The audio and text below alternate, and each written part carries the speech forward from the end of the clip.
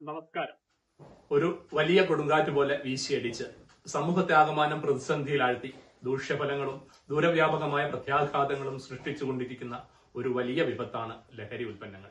നമുക്ക് മുന്നിലെ ഭീതിതമായ കാഴ്ചകൾക്ക് ഒരു വലിയ പരിധിവരെ കാരണമാവുന്നത് ഇത്തരം ലഹരി ഉൽപ്പന്നങ്ങളാണെന്ന് തിരിച്ചറിഞ്ഞിട്ട് പോലും നമ്മൾ ഇപ്പോഴും അപകടകരമായ മൗനത്തിലാണ്.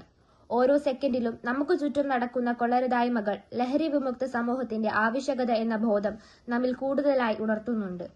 അത്തരം ഒരു സാഹചര്യത്തിലാണ് ഈ വിപത്തായ കൊടുങ്കാറ്റിനെ മറ്റൊരു കൊടുങ്കാറ്റ് കൊണ്ട് നേരിടാൻ നമ്മുടെ സർക്കാർ ഇറങ്ങി പുറപ്പെട്ടിരിക്കുന്നത്.